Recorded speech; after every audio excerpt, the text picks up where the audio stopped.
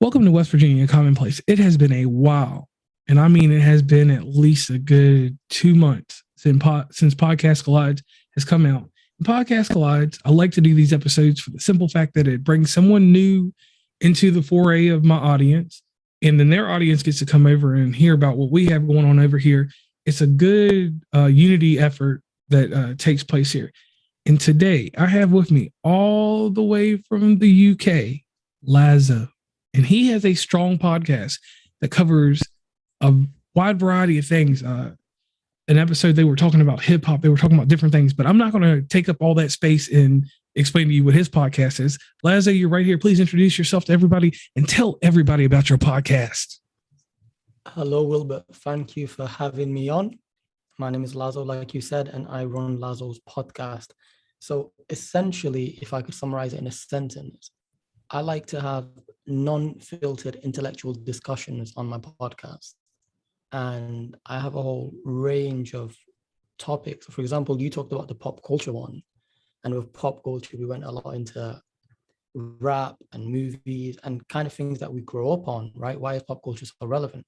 I have a podcast about consciousness. I have a podcast about the psychology of evil, relationships. I have 3 different podcasts on relationships because it's such a vast topic, right? And we just keep adding it. So I'm happy to be here, introducing myself to the American audience because I'm from Manchester, England, from the UK, Manchester, England. And it's different here, podcasting, I think, is much bigger in America. And I'm kind of like trying to enjoy that a bit more, Oh, yeah, understandable. And the thing is like when you do these shows, like when you meet different people, the horrible thing about the United States is this: you got to kind of go east, Midwest, West, North, and South.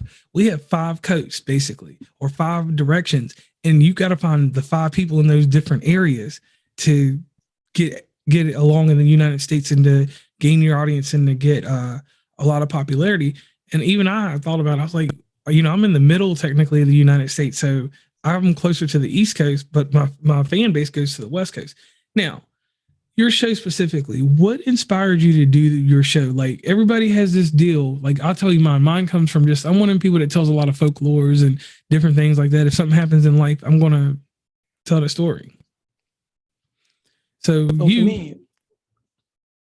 me, Wilbur, these conversations that I have are conversations that I would have on any regular day with my friends.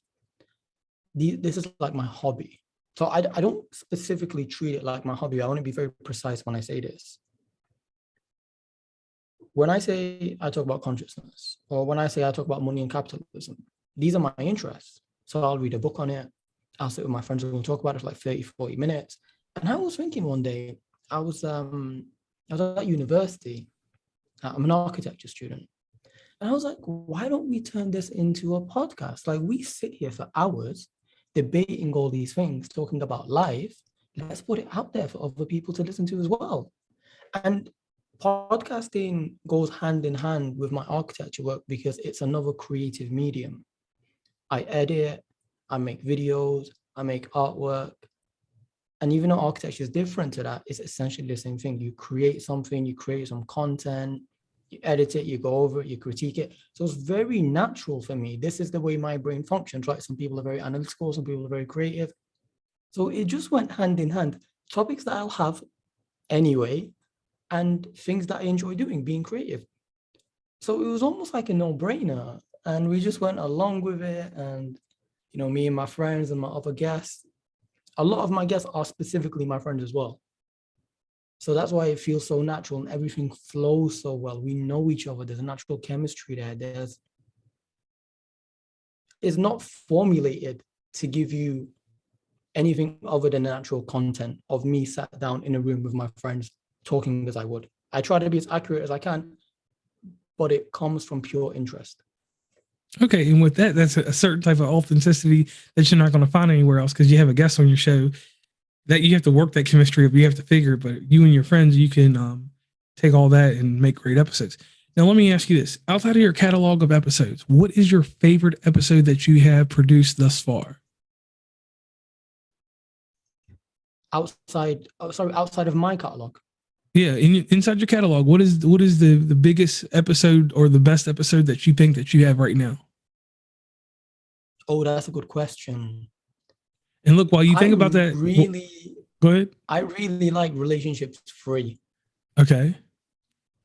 It was very playful. It was the first time I had a female guest talk and also talking about relationships. It's very natural because, you know, the guest was my friend again. But there was something about that episode, you know, when you just feel it. Yeah. It was an element of playfulness and very emotionally in touch conversations. Now, a little secret is when I recorded Relationships Free, I was fresh off a breakup. So it was Ooh. much more, yeah, but it was calm. I didn't spew my emotions into it. We kept it very casual, but that actually allowed me to open up and say things I otherwise would not have said in my previous podcast. So that's what made it so sincere and so good. It's actually one of the most popular episodes, especially for that reason. It was so raw and emotional. I was saying things I wouldn't say on any other day. I was talking about life experiences that I would not otherwise do, but also specifically, I wanted a female perspective on because I felt like a lot of men, a lot of boys and men out there, the way they pursue a girl has changed a lot because of social media. They do a lot of things that they probably shouldn't do. They overthink the situation. They almost they take things personally when they shouldn't. And that's what having Amina on really helped with, to give it a female perspective and just to remind guys of, well, try our best to remind guys how to approach the situation, how to manage the situation, how to keep it respectful as well, you know?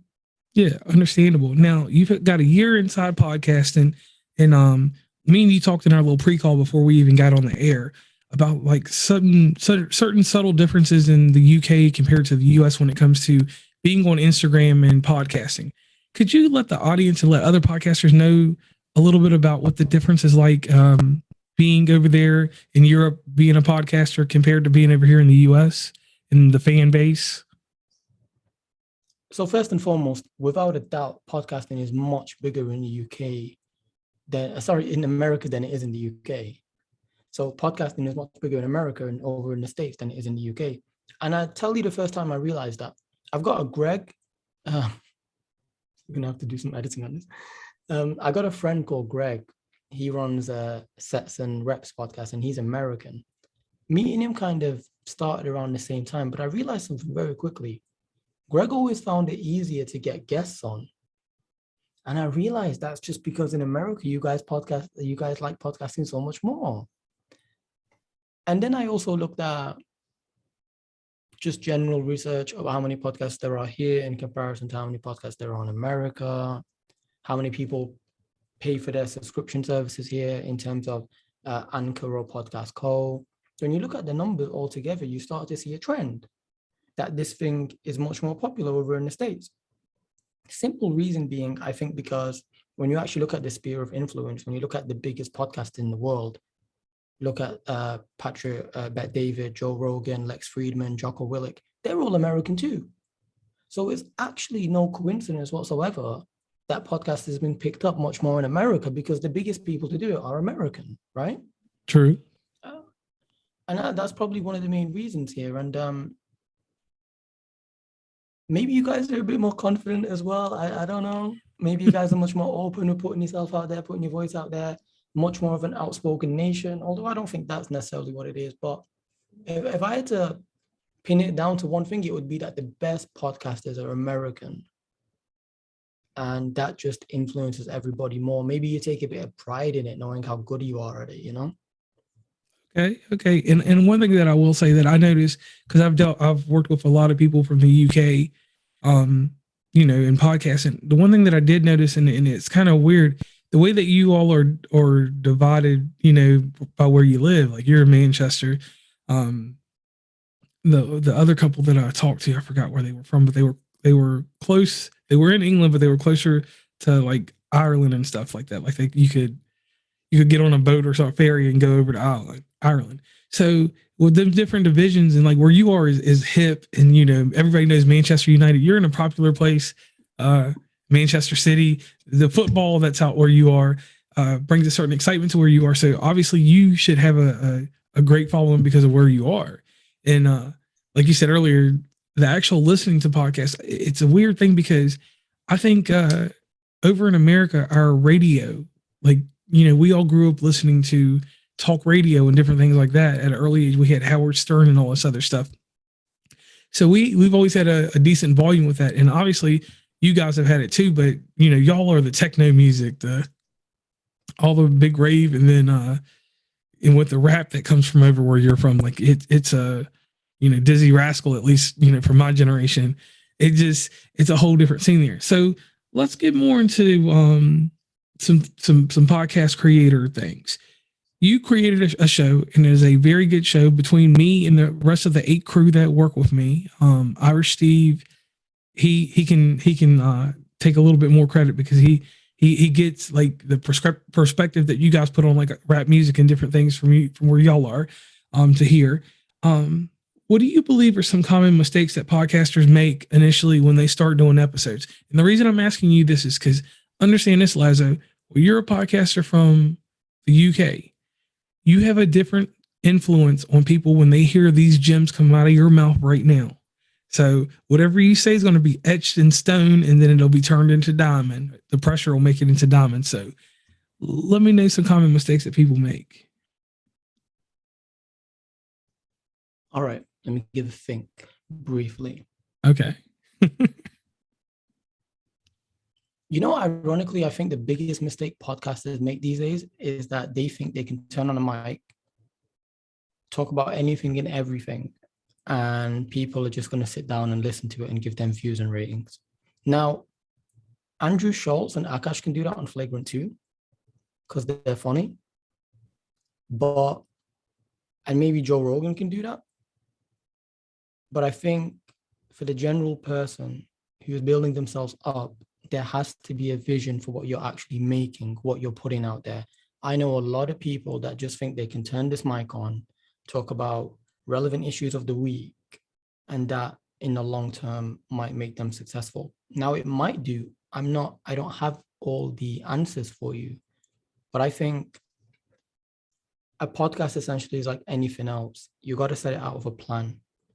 You got to set it out with, it's like a business strategy.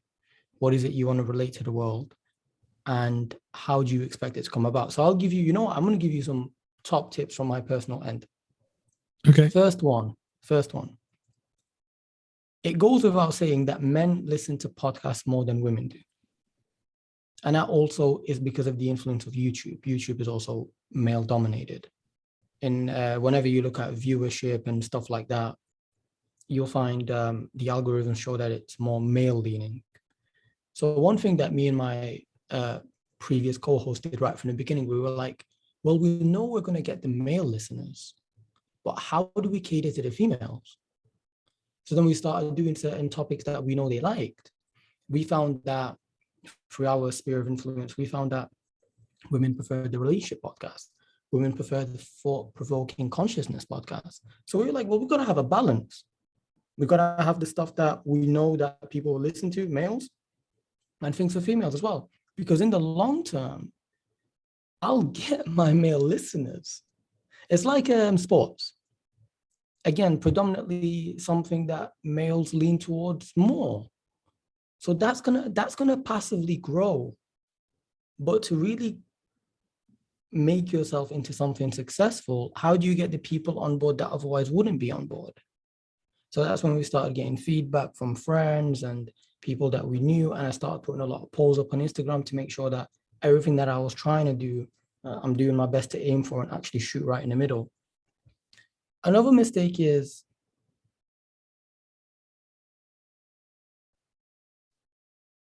know exactly how and when you intend to record. Consistency is as important as anything else. Whether it's podcasting or any other type of project, I see a lot of people go very fast and happy for the first month to 6 months and then die it down. And you're like, bro, what happened? Oh, I've not had time to record a podcast. Well, why? Well, I'm busy now. Okay, but so then how could we plan? How can we help you plan in a way that keeps you consistent? That's something else as well. So I'll give you an example here, Will, but I started my master's this past year in September. 2021.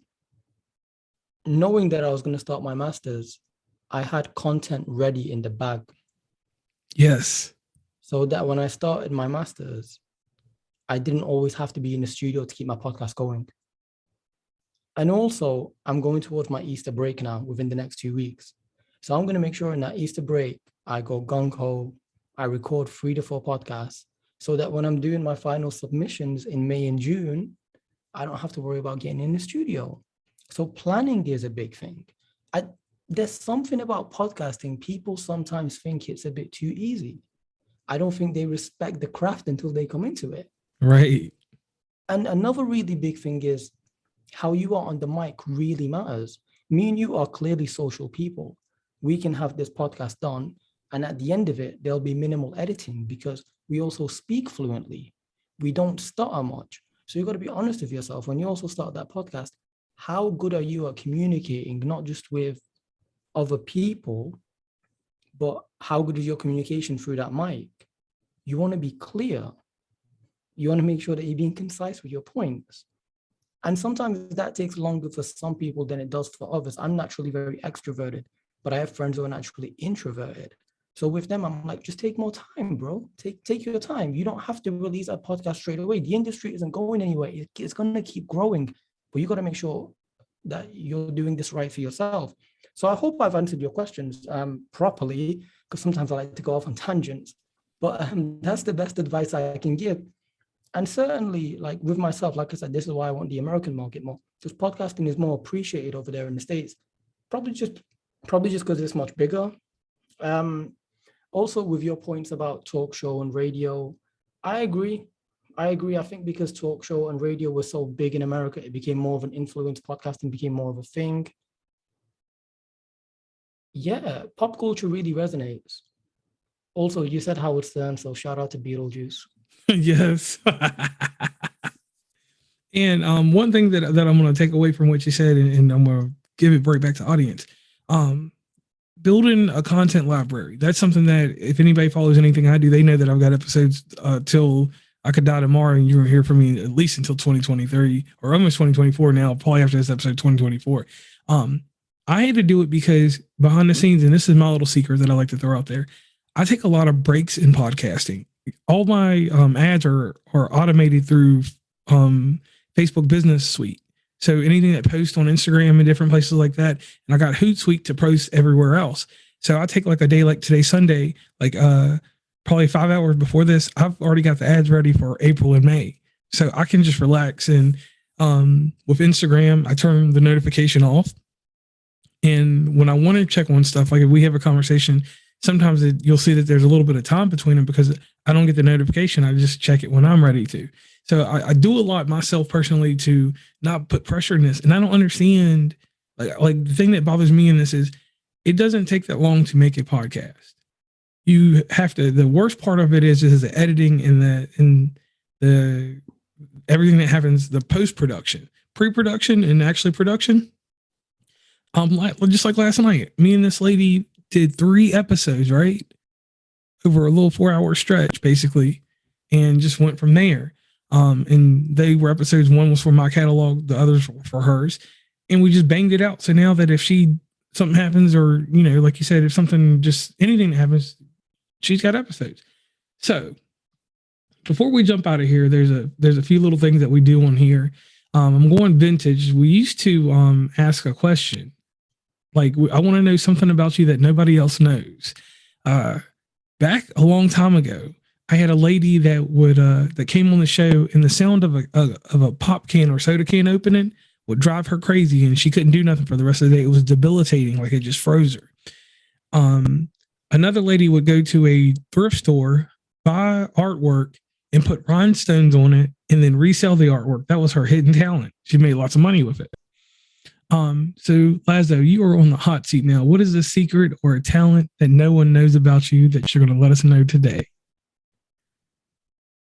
That's interesting, because if we specifically say things that nobody knows about me, there's a short list of things I never want to admit. But if we're talking general podcasters, then there's a long list of things that they probably don't know about me, because one thing that you probably know about my content is it's very in-depth and long, but I'm very good at saying a lot without saying anything about myself. Right. As extroverted as I am, I keep to myself. So going off that bandwagon of the lady who sold the artwork, I haven't done that, but I do make a different piece of artwork for every podcast I have. Okay. And that's not common amongst podcasters. You know No. that. And I make very concise artistic pieces. I make them all in Adobe, Photoshop, and InDesign. But the secret is that they're all collages, and you can't actually tell. But what that means is that it saves me time. Because Wilbur, like I was telling you, I'm an architecture student. And anyone who knows anything about architecture will tell you how demanding it is. Yes. And also currently, I actually live in Manchester, but I study here in Liverpool. So I'm constantly commuting. So automatically 2 to 3 hours of all of my days are taken up by commuting. 8 hours are taken up. 8 hours are taken by sleeping, and then about another 2 hours are taken by the gym. So that shows you how much my time scope actually shrinks. And then if we consider how much work I put in academically, and then work I do to get paid, you know what I mean? That's why I got to make these collages. So if anything, that's the secret. I mean, it wouldn't be a secret. I'd answer if anyone ever asked me, how'd you make this? But that's my secret to saving time. My second secret, this is also podcasting. Okay. And this is why I told you I started podcasting just over a year ago, but the prep for this podcast started almost 3 years ago. Whoa. The number one thing that helps me save time is that when I record, most of my podcasts are done in one take. I don't do this thing of, oh, we can stop whenever you like. Oh, we can have a break. I'll stop and I'll tell you what we're discussing next. No, when that camera starts rolling, we flow into the topic, and that's it. And that also saves me a lot of time, because when my guest and myself knows that once that record button hits, it's go time, they can naturally almost sink into the podcast. They forget that the camera's on. But if I give you this sense of, oh, let's stop anytime in between, let's take breaks, let's discuss things, no, then we're never getting anywhere. Then we're wasting time again. Then we're giving me extra work to do with time I don't have. So that goes back to my earlier point. Like, you got to plan this stuff. Like you said, it's very impressive that you have so many podcasts that you can go to, like 2023, 2024. But you got to treat this like anything else. You really got to respect the craft. It's not easy, because a lot of people are trying to do this, and it's not as simple as talking into a mic. That was my earlier point. Like, you can't just sit there and expect people to be interested in you. You can when you're famous. Yeah. But you're not there. So give people a reason to come back. And that's why I try to vary my topics, vary my guests. Like my next guest, by the way, Ramsha Khan, a personal friend of mine, we're going to talk about things like identity politics. And that might be interesting and rub some people the wrong way. But again, I got to give you something that's a bit different. I got to give you something that's fresh. And then my next podcast after this is all about the concept of the obsessive artist. So if you've ever seen movies like Black Swan, Whiplash, or if you've ever seen The Queen's Gambit, I'm doing a whole podcast about those main characters and what makes them so obsessive, what makes them so good. So I go off on tangents like I always do, but I hope that kind of clarifies and helps. Yeah, that right there, that was real good. Now, to tie this up, can you please real quick let everybody know this thing? We call it the shameless plug. We do it inside the episode so people know where they can meet and greet you. Please drop that real quick and let everybody know where they can meet Lazo, go to your podcast and everything. Right. So for everybody listening, if you specifically want to talk to me, any questions or anything like that, Instagram is the best place to get me. Just type lazo.podcast. And for my podcast as well on Apple or Spotify or Amazon, just search Lazo's Podcast, LAZOS space podcast. And also, Wilbur, I'll probably send you my link tree anyway that you can put in the comments for everyone to find me, because I am on every single platform. I'm on platforms that I didn't even know existed. But I've got help from this company. They're actually based in Manchester. They're called Podcast Co. So I'll give them my content and they distribute it everywhere.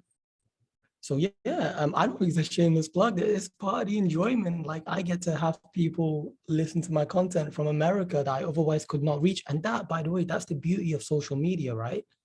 Me and you probably never would have met if this was 20 years ago. How am I going to casually meet somebody who does a podcast all the way in America if it wasn't for the power of Instagram? True. I love that, honestly. We should do this again, like a Yeah. million times. Yeah, and what I will do is whenever we do one of our panels, because we usually do them matching up to your time, we do them like 8. We can do them like 8 in the morning. We do big panel things to talk about just random stuff, anything like video games, movies, different stuff like that. So I'll definitely have to have you back on for that, Lazo. So a lasting impression that I want to put out here before we jump off here is this: Lazo has a great podcast, very multifaceted, and it's polished. That's the one thing that I will say out of my group over here at West Virginia and Commonplace. We found that your podcast was very polished. It's a shame that you're not here, because if you were here, I think that you could at least be on Megaphone or one of the other levels before you get to the top, for the simple fact that you do have a great show, great content. And I tell everybody, like, subscribe. And I don't know necessarily if you have a mailing list or anything like that, but in the future, I do hope, if you don't have one, I hope that you do get one and present that to your audience. Because the greatest thing about your podcast is that you build a level of intimacy with your listeners from episode to episode. And that is the hardest thing to do in this business. So I want to give you kudos on that. And I want you to keep that with you, tuck it up, formulate it, and make a tablet or a pill out of that and pass it to other podcasters in the UK. And on that note, Lazo, what are your last remarks? What profound statement do you want to leave with the United States audience to move them and groove them and to get them into your podcast? First and foremost, I want to thank you for being the host and saying such good things about me. And you're right, the podcast is polished. Honestly, I'm into my details. Like I told you, I'm in the creative field. So I'm ridiculous on details to an extent that even when I'm editing a podcast audio, you know, that little breath that we often take in between talking. Yeah, I even edit that out. Like, you're right. It's polished because I feel like my mind wouldn't accept it if it wasn't. Same goes with the artwork and the intimacy. So when I interact with people on social media, I actually leave a bit of myself out there. I want people to get to know me. It's one of the reasons why I rebranded the podcast to Lazo's Podcast. I wanted to make it a very personal thing and build a brand all the way through. Anyone that's out there in America that wants to listen to my content, I appreciate you completely. I think you guys would actually appreciate the stuff I have, specifically because I was raised on pop culture. So I feel like I have chemistry with random American people that I never knew I would have. But because the American influence is so big all over the world, because of so much of what I've grown up on has been American, it's like I naturally have a chemistry, whether it's with you or my friend Greg that I was talking about. So we're not that different, yo. We got so many similarities, and it's not just the language. I appreciate this. I hope to have you on my podcast, and I'd love to do it in person, bro. I'm definitely going to do some trip to America at some point and hopefully just get it raw in the studio, and that'll be amazing. Oh yeah, most definitely. If you ever come over here, we'll definitely do that. And audience, once again, Lazo Podcast, I want you to definitely go over, like, subscribe, interact. The thing that makes podcasting amazing is when you get fan interaction and someone actually comes and says, "Hey, I like this episode," or "Hey, I like the episode before that. Something you did this time didn't work for me, but I'm going to keep listening." That type of feedback that you get right there. Can I ask you something? Yes. I'm still new to this, right? So whenever someone tells me they like my podcast, I can't fathom it. It's strange. Like, are you used to the fact that people come up to you and they say, "Hey, I just listened to your work"? I'm still not used to that. I take it like this. I do this in, like, where we do the little cinema thing. People say, like, even the movies we play, stuff like that. I treat it like in America, like when you play sports, for instance, like I was an amateur wrestler. People said that they liked how I wrestled and stuff like that. So I don't know how to say it without sounding kind of rude, but like it doesn't faze me. The thing that phases me in podcasts is when someone tells me that something inside the episode changed them. When I get that, that's when I froze and I'm like, man, I'm doing the right thing here. So it's absolutely amazing. And it's that power of social media again. It's the fact that my voice can reach so many people, but I'm still not used to it, bro. I get random messages sometimes, and friends of friends talk to me, and I'm like, I don't know how much, and I'd be flustered. But I love this shit, man. Yeah, I love it, man. I'm just gonna go back to doing my work, listening to some Drake. I've been bare hyped recently. All I can say is I'm outside in an AMG. Oh man, it's been great. All right. So most definitely, everybody wants y'all to listen. And I am JR from West Virginia and Commonplace, and I am signing off.